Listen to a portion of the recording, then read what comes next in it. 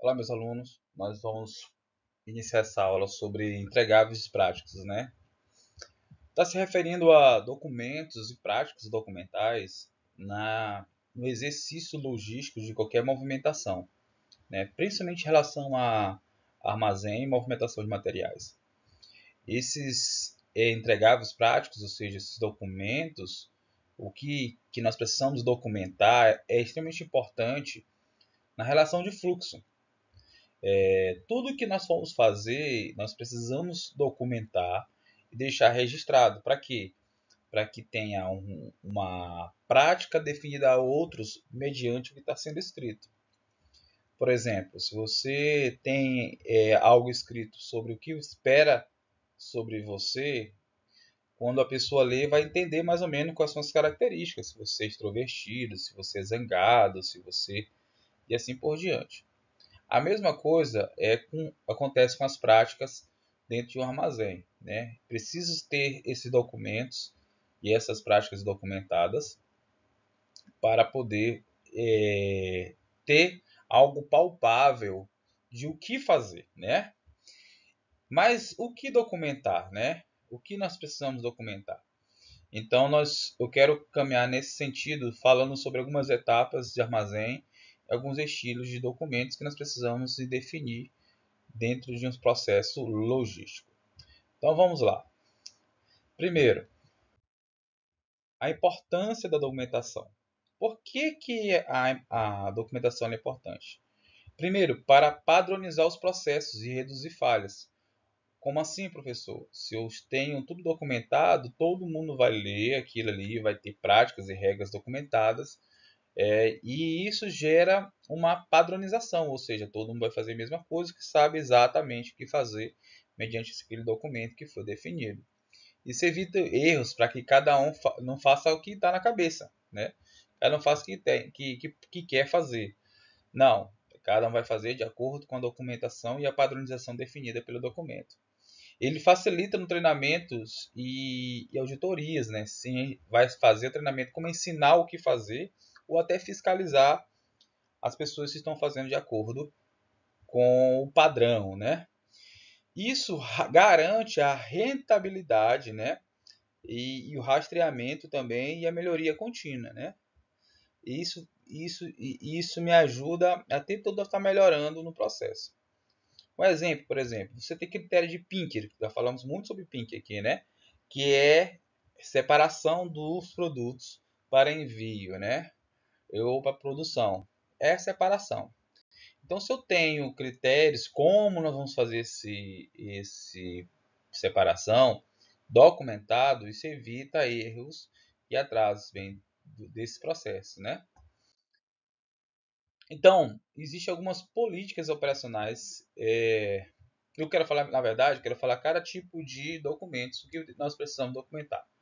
A primeira coisa que é necessário documentar são as políticas operacionais, né? O que é política operacional? Política operacional ele vai definir como cada um deve fazer e ser executado. Está relacionado às funções, ao que fazer, o que aquele cargo deve fazer e assim por diante. Nós chamamos de políticas operacionais. E também relacionadas também de como executar cada tarefa. Por exemplo, nome, objetivo, critério operacional, responsável, data de revisão, são todas documentos que vão estar relacionados à operação em si, ou seja, o que estão fazendo e cada um vai fazer. Por exemplo, o sistema de PINC, como vai ser o sistema de PINC, qual método, quem é a pessoa responsável, reposição, como vai ser a reposição, né? O PINC vai ser o método FIFO, né? Primeiro entrar, última sair, né? Já falamos isso já em algumas outras aulas. Qual vai ser o tipo de reposição? Vai abastecer quando tiver 30%, menor de 30%, reabastecemos novamente. Avarias, né? Toda vez que tiver avaria, você vai colocar no formulário mais a etiqueta vermelha. Perceba que é o PIN que eu estou estipulando um padrão, uma operação. A reposição eu estou estabelecendo um padrão. E também com a avaria estou estabelecendo um padrão operacional.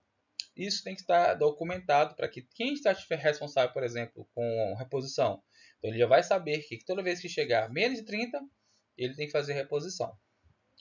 Ou se estiver na avaria, ele vai saber que toda vez que tiver uma avaria lá na reposição, ele vai ter que fazer essa etiqueta vermelha e colocar no formulário. Perceba que como é importante essa ideia de uma formulação. Outro são mapas e layouts operacionais. O que são mapas e layouts operacionais? Nada mais é do que um fluxo de espaços, né, e tipos que vão representar visualmente como funciona. Professor, não entendi. Vou dar um exemplo. As placas de sinalização, o sinal que você vai andando, para e tal, são placas que indicam como deve ser feito cada movimento no trânsito. Da mesma maneira, existe também padrões visualmente de fluxo que devem ser colocados visualmente, né? Tipos, mapas e endereçamentos, né? Então, tem que ter o mapa de endereçamento, qual é a rua, a prateleira. Nós até falamos isso só alguns exercícios sobre essa importância. Rotas internas, né? Como é cada caminho de cada produto e reposição ou reparação. E também celas de trabalhos, né? São áreas de cada trabalho e como cada pessoa tem que estar comportando em uma célula de trabalho, ou seja, na área que ele vai trabalhar. Então, existe sinais, sinalizações que devem ser visível e devem estar estabelecido por documentos, né? E isso é visualmente, ok? Por exemplo, evitar. Para que isso serve, né? Para evitar, por exemplo, o cruzamento de fluxo, né? Só tem um sentido de fluxo, né? Evitar também não saber exatamente onde está um certo produto, né? Não fazer saber separar de forma adequada. Então, e aí isso são práticas, né? Nós temos que colocar um fluxo, né? Só vai caminhar da esquerda para a direita. E também usar cores, placas de identificação para identificar qual é a rua, qual a prateleira e assim por diante. Então é uma parte visual muito importante nas práticas de documentação. Outro é o plano de capacidade. O que é um plano de capacidade? Nós estamos falando de capacidade, nós falamos sobre se alguma coisa é capaz de fazer, de dar conta do processo, né? Nós vamos dar conta de fazer certas coisas. E essa ideia de plano de capacidade está relacionada às tarefas e como cada tarefa ser executada, se tem realmente aquele setor, aquela estrutura, o que você determinou, tem capacidade de executar essa tarefa. Então, como eu faço isso? Eu faço planejamento de recursos e demandas. Como assim, professor? Saber se o recurso, as pessoas ou materiais que estão ali vão dar conta da demanda daquele setor. Por exemplo, se eu tenho que descarregar 3 caminhões em menos de 30 minutos, eu não vou colocar somente uma pessoa para fazer isso. Consequentemente, o recurso que eu estou colocando, ou seja, aquela pessoa não vai dar conta de fazer, descarregar todos aqueles produtos em menos de uma hora. Então, eu estou sobrecarregando aquele setor e não fazendo um plano de capacidade de forma adequada, né? Então, como é que eu faço isso? Eu tenho alguns indicadores que vão me ajudar a entender quanto, por exemplo, se tem cada um caminhão, 3 pessoas. Então, é só um exemplo, tá bom? Então, chegou 3 caminhões naquela doca. Então, chegou 3 caminhões, eu tenho que saber que cada caminhão são 3 homens. Então, se tem 3 caminhões, precisa de 9 homens para fazer esse fluxo.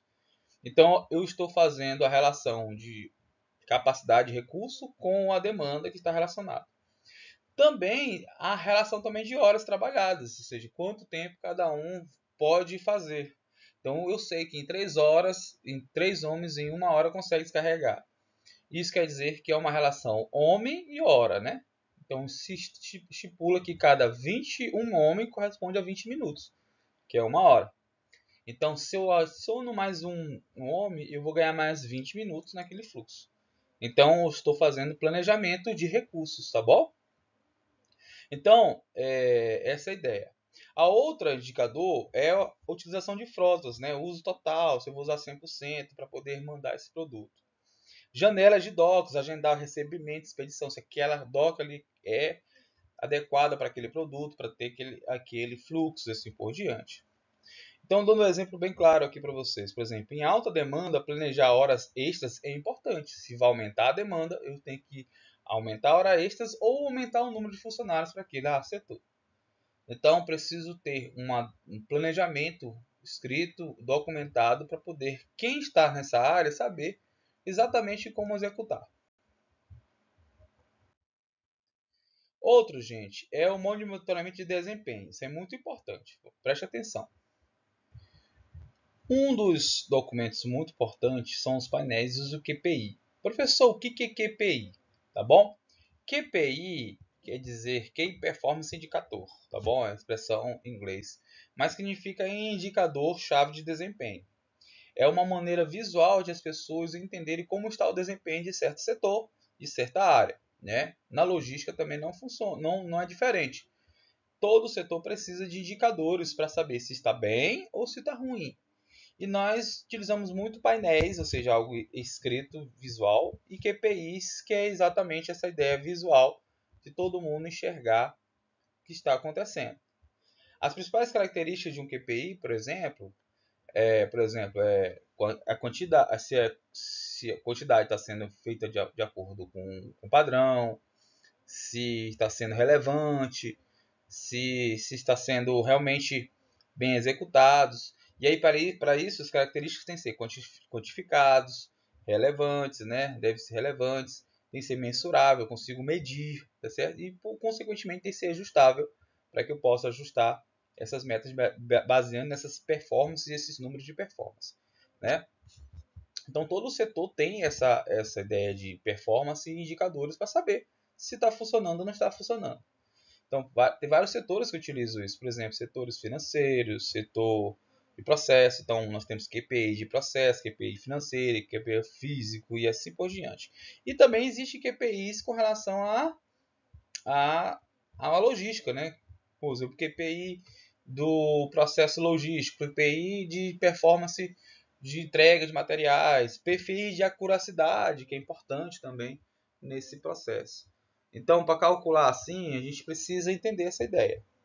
Então, os componentes do QPI, né, ela precisa ter um nome, tem que ter uma fórmula de cálculo, né, como eu vou calcular a performance, eu preciso ter uma métrica mensurável para saber qual é. Ou a frequência, por exemplo, posso colocar um QPI, por exemplo, de performance de frequência nas minhas aulas. Então, eu tenho X de aulas e se o aluno tem 30 aulas ou 100 aulas e ele só entrou 50, então quer dizer que a frequência dele somente é 50% e o desejável é que seja 70%. Então, esse indicador já me diz isso.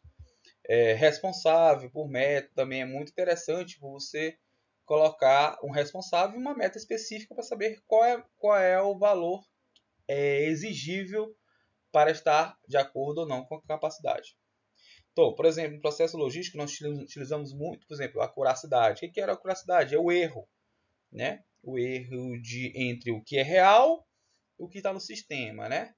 Tempo de pink, quanto tempo de demora para chegar o pedido, né?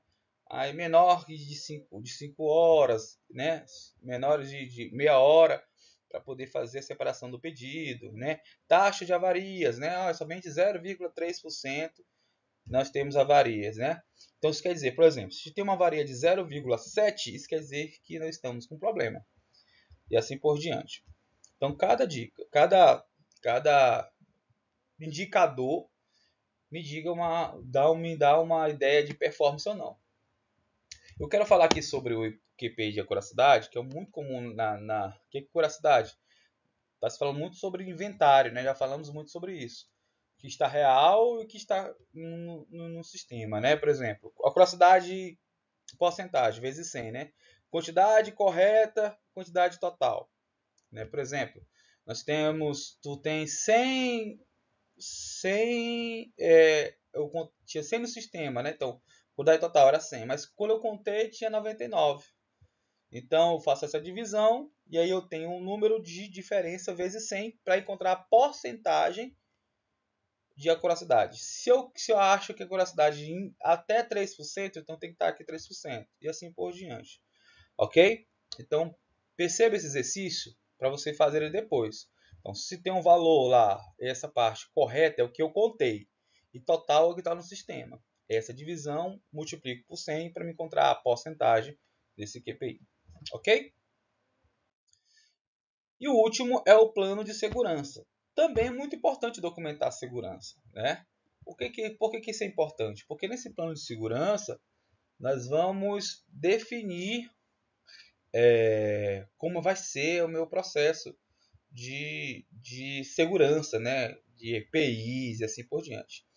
Além disso, documenta como cada regras e práticas que devem ser feitas dentro de um ambiente empresarial de qualquer natureza, inclusive logístico, né? Então, para que serve? Para evitar riscos de acidentes, né? Prevenção e assim por diante. Como que eu faço isso? Faço, por exemplo, matriz de risco, né? Perigos e medidas preventivas que eu tenho que fazer.